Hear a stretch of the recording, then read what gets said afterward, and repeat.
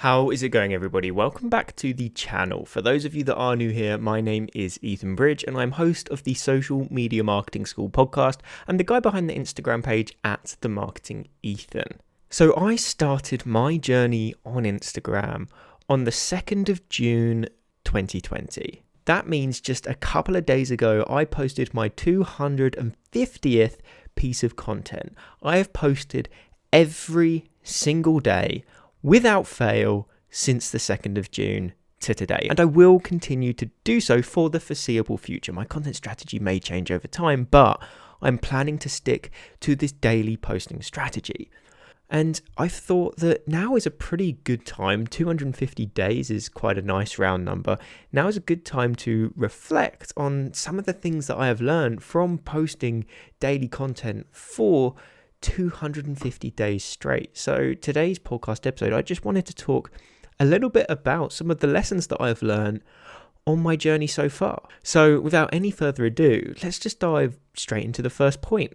Number one being, and I'm sorry that this is really cheesy and a lot of people will say this to you, but consistency really is key. I set out to post for 90 days straight. From day one, I said, right, this is a content challenge that I'm going to complete. I'm going to post every single day for 90 days without fail. I wanted to give myself the best opportunity to succeed on the platform. And I knew that daily posting was a factor that was going to be able to contribute towards that. So I thought, okay, let's just set out on this challenge and post content every single day for 90 days. I knew it's going to be hard. I've had Instagram pages in the past, but I've never been a daily poster where I've actually created all of the content myself. So I thought, okay, look, got to learn design, got to learn Illustrator, got to clean up my copywriting. It was all brand new to me, but I did it. I set out on this 90-day challenge and I completed it. And I did actually track my statistics along the way. I marked them at a 30, 60 and 90-day mark. So if you want to scroll back to some of the original content that I did on my profile, you can actually see every post from day one if you want. I don't delete any of my content. You can see these milestone marks throughout this content challenge that I did. And I just thought it was a really interesting way of tracking the stats throughout my journey. Now, day 0 to 30, I spent a hell of a lot of time engaging, learning the algorithm, learning the niche that I was going into, learning how to create content, learning my style, all of these different things that I had to try and piece together. Were they perfect at the time? Absolutely not. They're still not perfect now, but back then, my God, they were not great. And I'm the first person to say that. Look back at my old content and I'm not embarrassed by it because it's allowed me to get to the point I'm at today, but it wasn't great. But it was a start. And those 0 to 30 days, that was the start of my journey. And I had to start off with that consistency. And content creation at the time was hard. I hadn't come up with a structured strategy that allowed me to create a lot of content smoothly like I do now. So I was spending 2-3 hours a day creating every piece of content. So it was very, very time consuming when you coupled that with the engagement I was putting in. But it gave me a very, very good foundation. And in those 30 days, I feel as if I did join the community. I gained an okay amount of followers. You can actually look back. I can't remember the exact numbers, but if you go back and look at the posts, it's 30-day challenge results. You'll be able to see my progress. And then I did that from 30, 60 and 90 days and then rounded that off on the 90 days where I sort of concluded the challenge. But if it wasn't for that consistency at the very start and doing that challenge, I do not think I would be at the point I'm at today because I wouldn't have learned how to stay consistent. I wouldn't have got into the habit of daily posting. I wouldn't have improved my design. I wouldn't have got better at copywriting. I wouldn't have done any of these things because I wouldn't have been consistent enough to do so. So getting that consistency mindset from the very start was a huge, huge thing for me. And I do think it was one of the, if not the biggest contributor to the success I have seen on my page. And that is why I wanted to kick off the episode with lesson number 1 being consistency really is key. And it's why I'm going to continue to be consistent in the future because I know it is the foundation to the success. So if you aren't consistent with your page already, I would strongly suggest you get that content strategy in place, you get that engagement strategy in place so that every single day you are putting in the work that you need to be to give yourself the best opportunity to succeed. Now, lesson number 2 is that building real relationships really does help propel your growth, but also makes the journey more enjoyable. When you don't make real connections, you don't really bond with anyone within the community, and you can't bounce ideas off people, you can't joke around within the community, you don't really become a core member of the bigger picture. You aren't a part of something. Now, when I say building real connections, I don't mean just people following you and them engaging with your content. I mean reaching out to them on DMs, getting to know people on a personal level, because early on, this really, really does help, because it's these people that you can start to collaborate with. It's these people that will share your content on their page, and it just helps get you started. It helps boost that growth in the very beginning. So I suggest that when you are first starting, every single follower that you get, I'd send them a DM. Drop them a DM. Thank you so much for following my page. How are you doing? Where are you from? Let's get to know each other. Show genuine interest in this other individual. Don't just say thanks for following me, means a lot. That's not going to help you build a real connection, because the chances of them actually responding to that are very slim. You want to build that real connection and make friends. When you make friends in the community, it's much easier to get over certain problems you may have as well, because especially if these creators have been on this journey for a little bit longer than you have, they've got more experience in the field, they're going to have overcome a lot of the problems that you may face. So having these connections that you can go to and ask for help should you have a problem is really, really helpful, because 9 times out of 10, at least one of these people will have the answers to what you are struggling with, and it can be quickly resolved. But if you hadn't built these real connections at the very start, that wouldn't be the case, and you would have to work out how to overcome everything yourself, which isn't necessarily a bad thing, because yes, you learn it, but why go through the pain and struggle when you could simply just ask someone else that has been through that same problem and already solved it? So build real connections. It's going to help you streamline your growth, and it will make the journey so much more fun than if you hadn't built those connections in the first place. Now, number 3, analyze your metrics. Please analyze your metrics. Now, I don't mean dwell on the like count, because I feel as if that's one of the pieces of engagement that is far too focused on. Yes, it gives you a good indicator of how well your content is performing, but isn't the necessary success factor you need to be looking at. And I've made an episode and a post about this in the past on my page, so check that out if you want to see my mindset perspective on that. But when I say analyze your metrics, I mean look in detail. Why did a piece of content perform opposed to another piece of content? Why did that one fail? What did you change? How did you tweak that? What were the results of you tweaking certain aspects? Because this is what allows you to optimize your content, optimize your profile, and really streamline your social media marketing strategy. If you don't analyze and look at the numbers, you're constantly just going to be guessing the whole way. So keeping track of that data over time, I'd make a spreadsheet of all the important metrics that you personally need to follow in order to achieve your business goals. You may just be on there for brand awareness, so your engagement and the following of your page is the main thing you look at. But if you're looking at business sales, how many website clicks were you getting from certain pieces of content? How many people were going further down your funnel? How many people were sending you DMs from certain posts? Because when you can keep track of these metrics and analyze why that piece of content resulted in that outcome, that's when you can really streamline that process, like I said, and optimize your strategy for the outcomes you want to achieve. Because insanity is doing the same thing over and over again, expecting to achieve a different result.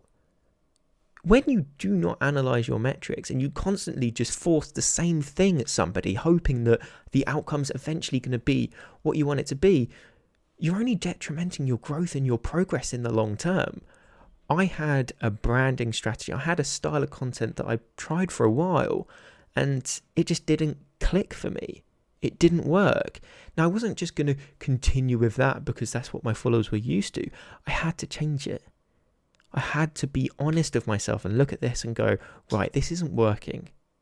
You can either stick with it and be stupid about it and hope that it eventually works, when in reality you really know it isn't, or you can change it now. whilst you can before you get too deep. And I changed it. And the minute I changed it, everything changed for me. If you look on Ninjalytics and you look at my analytics and really when my page got that exponential growth spurt, and you compare that to the dates of the content, you'll see that when I changed the style of my content to what it is now, that is when that exponential growth curve started. So if I hadn't actually been analyzing my metrics and looking at whether my content was performing as a result of the style of my content, I would never have hit that exponential growth curve, I don't think. I cannot be sure about that. But I know that the change in style that I had within my content had a huge influence in that growth I experienced. So keep track of your analytics. Why is something performing? What did you change? Why did that change consequently increase or decrease performance? That way you can pull all of this data together and really optimize that strategy. That is what you need to be doing. And now the final point I want to mention is that systems and structure with your strategy make everything so much easier. As I said, when I first started creating content, I was spending 2-3 hours a day creating a single piece of content. Now, I create a whole week's worth of content in 2 to 3 hours. So I'm getting 7 times the output for the same amount of input. And that's really where you need to get to with your strategies. How can you streamline everything so that it takes you the least amount of time so that you can spend even more time in monetary producing outcomes, the things that are actually going to help grow your business? Because Instagram isn't your business. I'm going to repeat this in so many podcast episodes. Instagram simply gives you the attention that you can leverage to grow your business. So you need to be thinking about the things that will grow your business. So streamlining your strategies and minimizing the input that you have to increase the output is key. One of the main things that helped me was having content templates. I used to design every single post one by one, and it took forever. I was having to think of new designs every single time. I was having to find new images, new graphics, all of these things that are incredibly time consuming. And I thought, this isn't good enough. So I made content templates. I made 10 different templates that I would choose from and vary every single post. And then I refined that even more. Now I just have a very simplistic approach with regards to the design of my content. But having those templates slashed the content creation time massively. As I said, it went from 1 post every 2 to 3 hours to 7 posts in 2 to 3 hours. I also streamlined my engagement strategy. I was spending too much time engaging with the wrong people, in my opinion. So I streamlined it and broke it up into specific time blocks that maximized my engagement with people that produce the highest outcome. Potential clients is who you should be spending the most time engaging with once you have built that solid foundation and got that social proof within the community. I spend the most time engaging with the prospects out of anybody else, because at the end of the day, they are the people that are going to be interested in buying my product or service. They are the people that are going to bring me money, help me grow my business. And that's what I want. I could consistently engage with the community all day, every day, and increase the amount of likes I get on my content. But what good are likes when you're not gaining any leads or getting any clients? In my opinion, it's useless. So I'm pretty comfortable with the level of engagement I'm now getting on my content. So I can maximize the amount of time I'm engaging with my potential prospects, with my potential clients. And I suggest you do that too once you see that you can get to that point and you're comfortable with doing so. But have that structure, as I say, so you can streamline the process. Time block. At this time of the day, I'm going to sit down for 30 minutes and engage.